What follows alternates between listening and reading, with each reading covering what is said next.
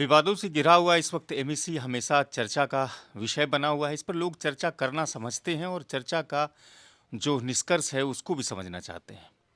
भागलपुर शहर के सामाजिक कार्यकर्ता इब्रार साहब हमारे साथ हैं।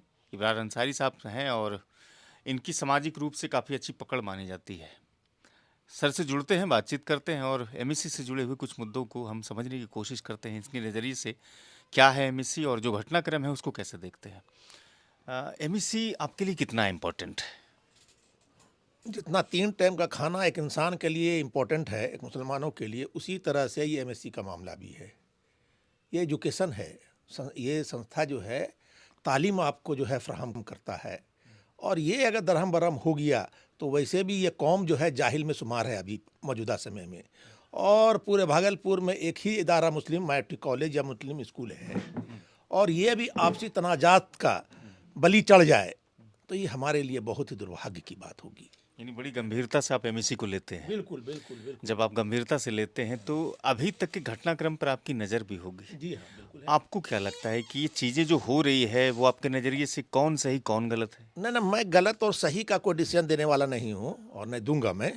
लेकिन इतना ज़रूर कहूँगा कि जो पुराने लोग थे, अगर कुछ मामला पैदा हो गया और बोर्ड ने फिर निर्णय लेकर के किसी और को अध्यक्ष और सचिव बना लिया है, तो हमारा अपना राय था, अपना सुझाव था कि ये पुराने वाले को जो अध्यक्ष और सचिव थे उसको न्यूट्रल हो जाना चाहिए, किनारे हो जाना चाहिए, और इन जो नए बन रहे थे इनके कार्य को देखना चाहिए ये क्या कर रहे हैं।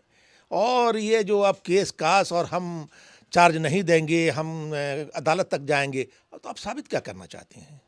लेकिन इस बीच में एक मामला कहते हैं चुनाव को लेकर के कोर्ट में चला गया था और स्टेटस को भी लगा था, क्योंकि चुनाव आयोग ने तिथि निर्धारित कर दी थी। तो इस बीच में हाउस को बुलाना फिर फेरबदल करना, उसके बीच में कहते हैं स्टेटस को लगा रहा, फिर कई वैकेंसीज निकली, टर्मिनेशंस हुए, कई सारी चीज़ें, नीतिगत फैसले लिए गए। ये तमाम चीज़ें क्या सही थे, क्या गलत थे, किस तरह की चीज़ें थी? देखिए, हुआ ये ना कि इसका टर्म तो बहुत समय पहले पूर चुका था, 2019 में। 19 में। अब आज हम लोग कहाँ किस एयर में सांस ले रहे हैं? 2024 में। वो भी खत्म होने वाला है। वो भी ख़त्म होने वाला है।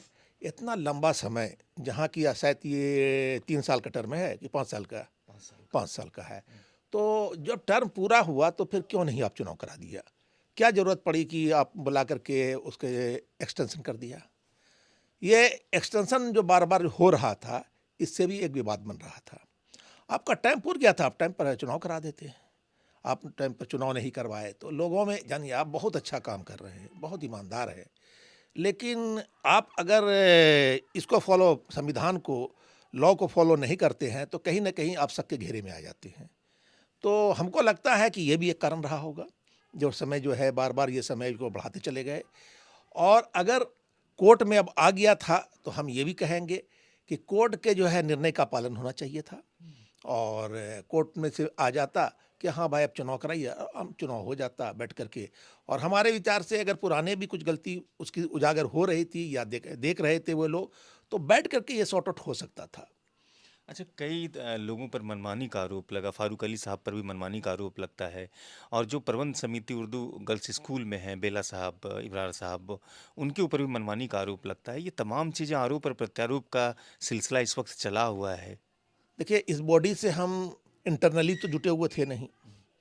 जिस तरह आप हैं भागलपुर के एक शहरी, उसी तरह मैं भी हूँ।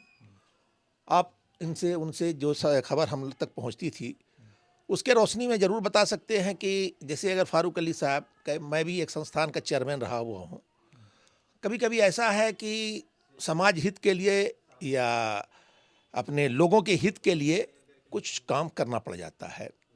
अगर इस तरह से फारूक अली ने किया होगा कि बोर्ड जो है झूठ मूठ का अड़ंगा लगा रहा नहीं है, और वो काम जो है जनहित के लिए था या फिर संस्था के हित के लिए था, अगर उसमें कोई वो काम किया है तो फिर कोई गलत नहीं किया। अगर उसके निर्णय से, वो जो इंडिविजुअली निर्णय लिया और इससे संस्थान को कोई नुकसान पहुंचा हो या जनहित को नुकसान पहुंचा हो, तो फिर वो गलत है। अच्छा, अब तारीख की घोषणा परसों यानी कि 8 दिसंबर को रखी गई और एक 15 दिसंबर को रखी गई है।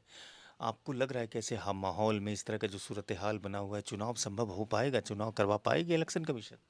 नहीं, मैं तो आप लोगों के माध्यम से, आपके टीवी के ये चैनल के माध्यम से तमाम बिरादरान वतन को जो इनसे जुटे हुए हैं, उनसे यही कहेंगे संयम से काम लें और भाईचारा को कायम करते हुए और इदारे के हित में अपनी हित को दरकिनार करें और इदारे के हित में मिल कर करके और जो समय निर्धारित हुआ है चुनाव का, उसमें दोनों पक्ष से उसको सहयोग कर करके एक न्यूट्रल और एक साफ सुथरा चुनाव जो है संपन्न कराने की कोशिश आखिर में एक सवाल करेंगे, इस्लाम साहब जो सदर के तौर पर काम किए या फिर जनरल सेक्रेटरी के तौर पर जो फारूक अली साहब ने काम किया, उनके काम को आप कैसे देखते हैं? बतौर शहरी होने के नाते संतुष्टि के लायक है या नहीं है?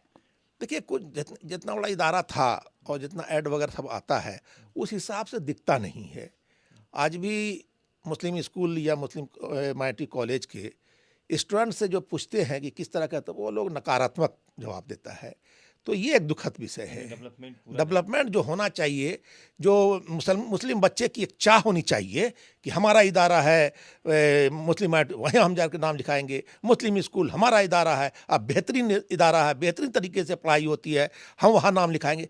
ये नहीं नज़र आता है, ये इस बच्चे में नज़र नहीं आता। ये थोड़ी दिक्कत की बात है ना, कि ये कम से कम पूरे भागलपुर में एक इदारा था, इसको बढ़िया से सजाना चाहिए, संवारना चाहिए। अगर जो सरकार से ऐड हो रहा था, ऐड तो मिल ही रहा था, साथ ही साथ अगर कमो बेस पड़ रहा था तो कौम से भी मुतालबा करके, कौम के पास भी दामन फैला के कुछ ले करके इसको डेवलप कराना चाहिए था। मन में एक और सवाल करने का है, करते हैं।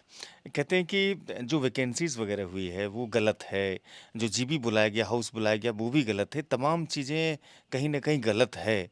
ये सारी घटनाक्रम के बीच में जो आपका नज़र बना हुआ है, उस पर क्या लगता है कि फारूक साहब का कहना था कि हमने वैकेंसीज़ इसलिए निकाली थी ताकि बच्चे दूसरी कक्षा में बगैर पढ़े हुए नहीं जा सके। उसी तरह से अब मुकर्रम साहब और इब्रार साहब ये कहते हैं कि चूँकि उनकी मनमानी थी और मैंने नो कॉन्फिडेंस मोशन लगाया था ख़ास तौर से, और उनकी चिट्ठी का जवाब नहीं दिया गया, मजबूरन हाउस बुला करके उनके पद से मुझे हटाना पड़ा।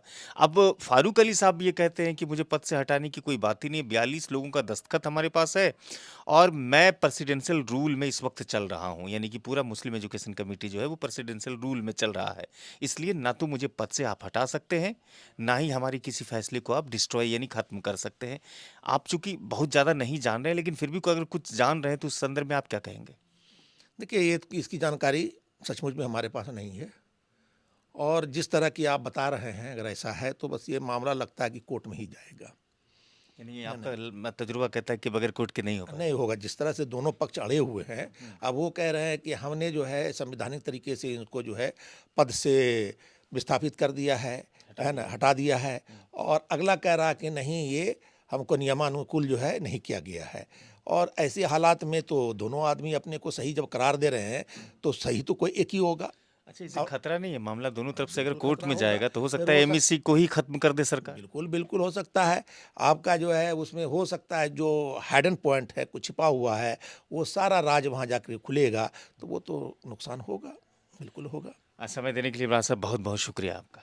चलिए, बहुत बहुत शुक्रिया। मैं मोहम्मद इब्रार अंसारी, पूर्व chairman Bhagalpur regional handloom weavers cooperative union.